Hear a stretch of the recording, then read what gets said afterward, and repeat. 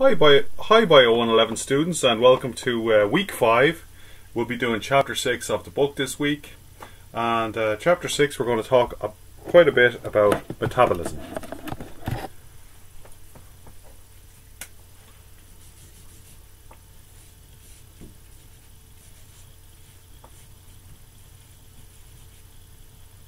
And we define metabolism as being the total of all chemical reactions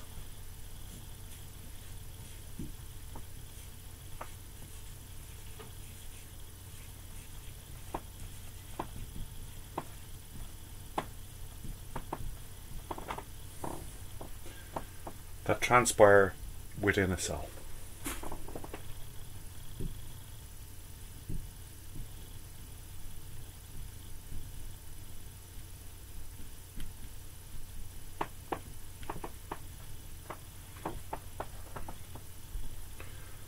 So, when we talk about metabolism, we also talk about metabolic pathways.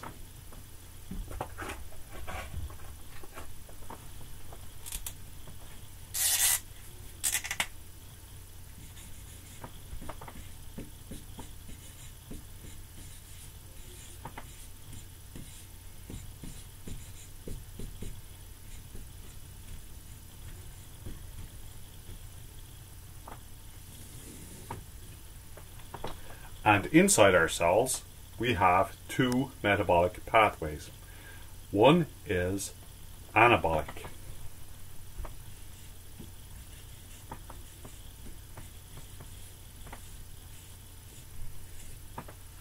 So the anabolic pathway, some of you might already guess, considering the word anabolic steroids, that's been in the news quite a bit, and anabolic steroids are about building muscle. So in this situation, we're building, and that's what the word anabolic means.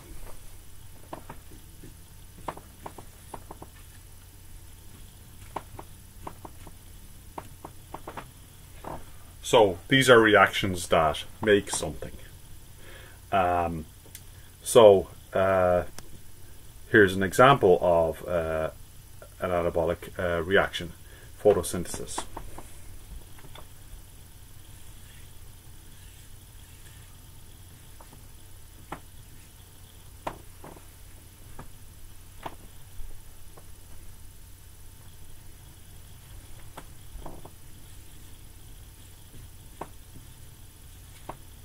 So we have water and carbon dioxide, and we add in energy,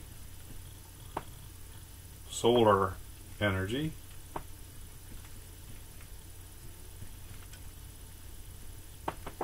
and that gives us glucose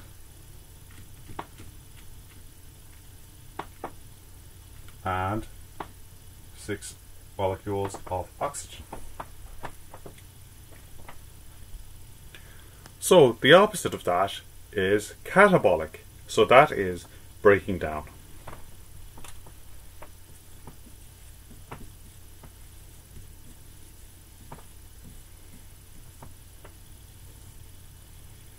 And if we were to give an example of a catabolic reaction, we would have something like this, the opposite reaction of here, where we have the breakdown of glucose.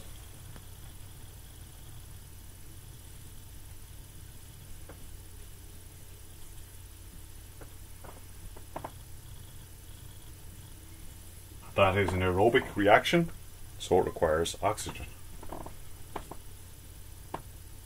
And what we get is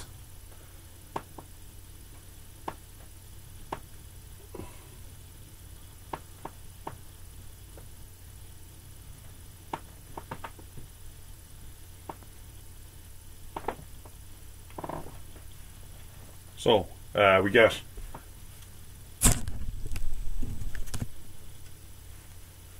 glucose and oxygen broken down in the mitochondria, give us CO2 as a waste product, water also as a waste product, and energy, which is what we want. And that energy comes in the form of a molecule called ATP.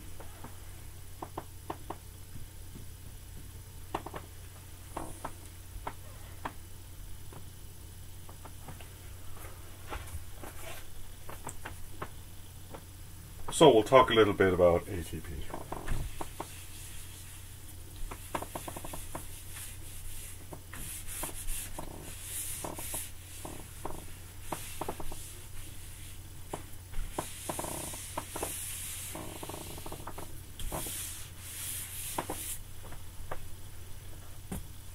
ATP is adenosine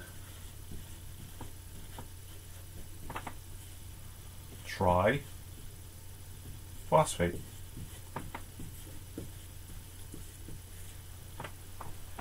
So what we've got is the molecule adenosine.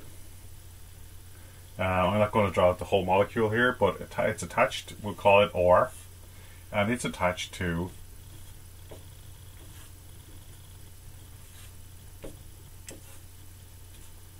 three phosphate groups.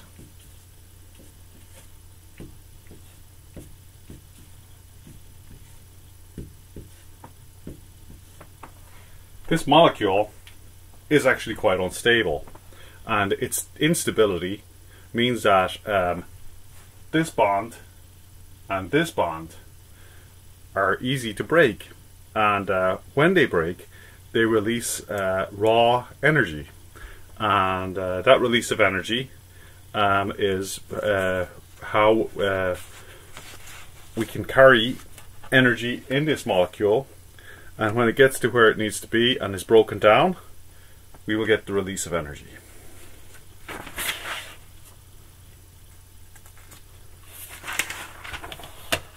So, in a way, we might say that ATP is the currency of energy. So, you could think of it like this. Energy is cash, and ATP US dollars, or whatever you want, euros, US dollars. It's the currency of energy. It's how energy is transferred around the economy of our body, and it's spent where it needs to be spent, and that's when we see the breaking of one of these bonds and the release of energy to do work. And that's another definition you would need to know. Energy is the ability to do work.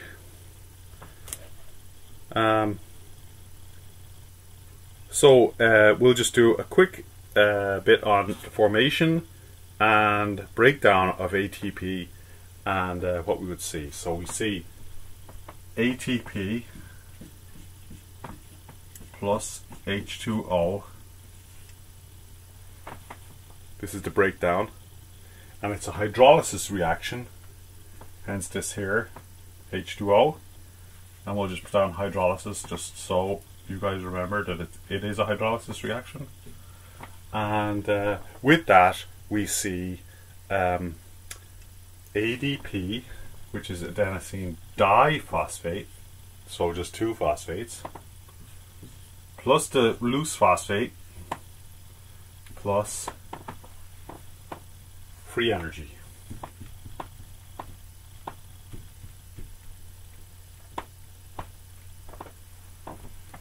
So that's the breakdown.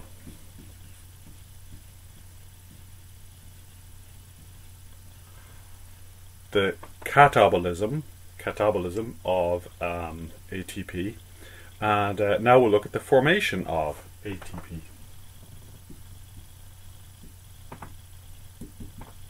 And again, it's going to be ADP plus P plus free energy. And this time, this side is our reactants, and our products are going to be ATP plus H2O.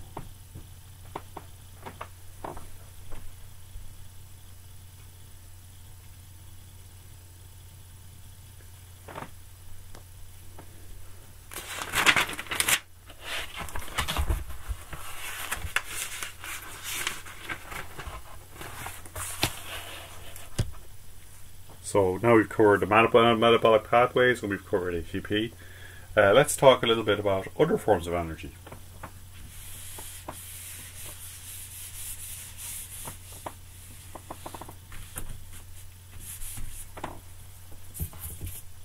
So we'll go with kinetic.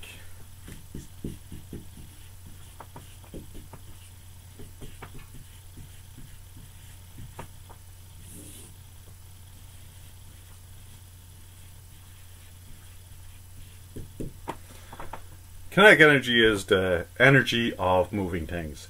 We think about a baseball being thrown across a field coming towards you. It has a lot of energy, and because it's flying through the air, and it's able to transfer that energy into your hand. When you feel the baseball land in your hand, you do feel a bit of a sting, and that is the energy being released from the baseball that has been fired. You could also say a speeding bullet also has a massive amount of energy due to the velocity of the bullet. So those are two examples of moving things having energy. A car driving down the road, also has kinetic energy.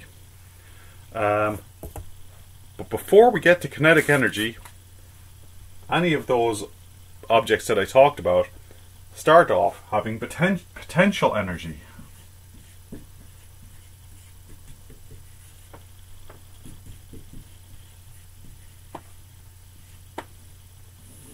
So, potential energy is energy that is somehow stored, and if it's released will lead to kinetic energy, heat energy, or another form of energy. So potential energy, we think of stored energy.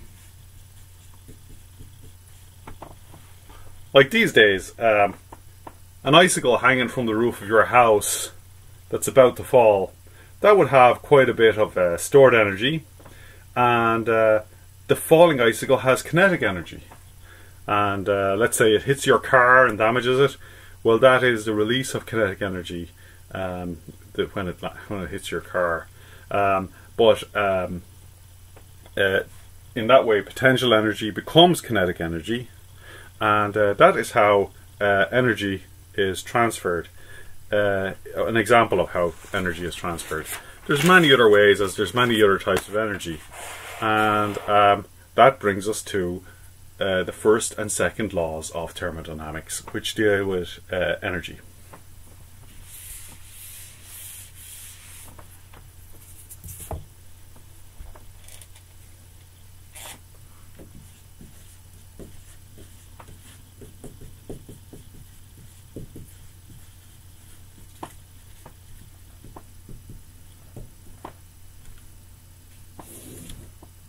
First law of thermodynamics, I'm sure you've heard of it.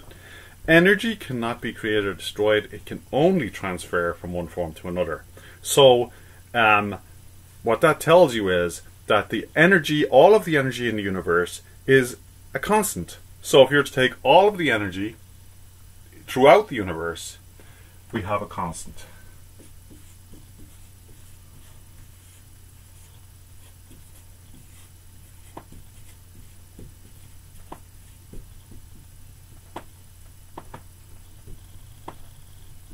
So basically what's happening is energy is being transferred. For instance, this light here, the electric energy is becoming light energy and heat energy when the electricity is passing through the filament in the bulb. So we do have basically a set amount of energy in the universe, and that energy in the whole universe is constant. Our second law deals with something that you will notice, and that is that there is a loss of energy when you transfer from one form to the other. It doesn't mean that the energy is truly lost. It just means that, for instance, some of the energy is converted into something unintended, and that is because of entropy in the universe. And entropy is what makes the world less predictable. It is chaos. It's things that don't go in ways that we expected. And so therefore the heat of friction would be an example of that kind of entropy. Heat of friction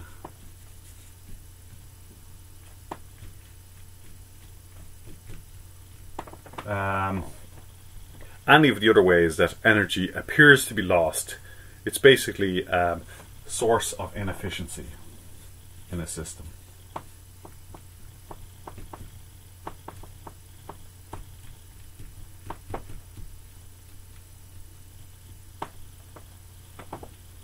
So basically we would say the second law of thermodynamics says that there is energy loss. Loss with transfer.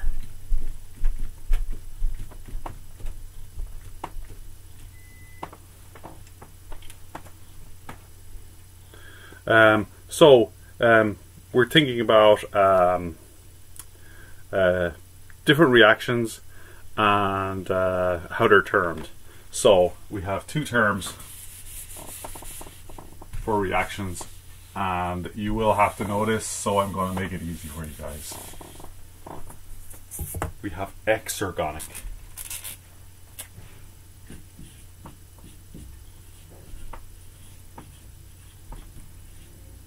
And I want you to look at the EX here, the same as exit. So energy goes out. Energy is released.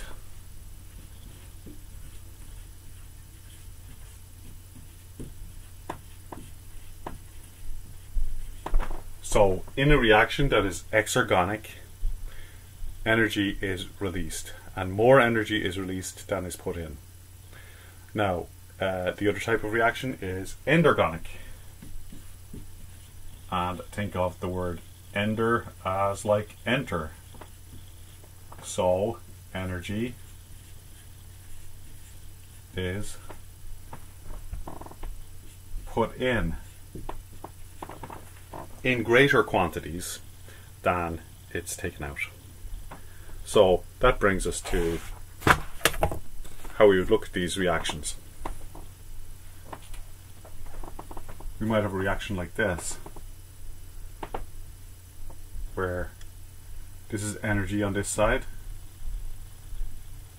and this is time, and the reaction goes like this. Because all reactions require some amount of energy to get them started, and this is called activation energy, and let's say the energy needed decreases quite a bit, and then we get products over here,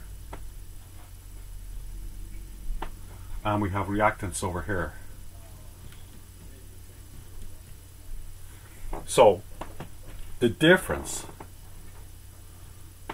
is called delta G, and that is called Gibbs free energy.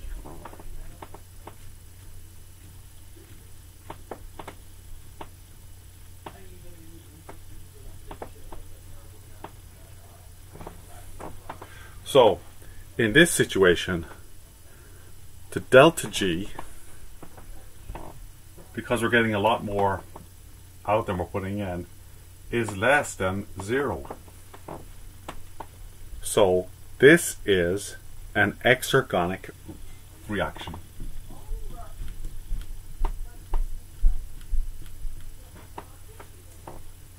And this amount of energy between here and here is the activation energy. And that is the energy required to get a reaction to proceed. All reactions require some. Endergonic reactions require more than exergonic. So an endergonic reaction would be much more like this, with the delta G being greater than 0, because the difference between here and here is positive in energy terms. And as a result of the G being greater than 0, the Gibbs energy is greater than 0. We can see that the change in energy, there's more energy going in than is coming out, and we call that endergonic.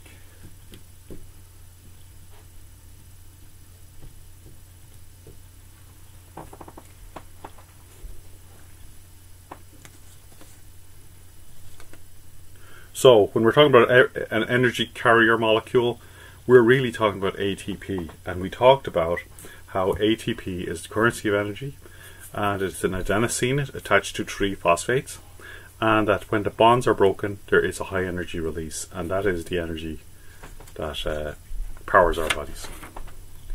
So those are the highlights. Basically those are the learning objectives for this lesson. So that's all we have. Thanks.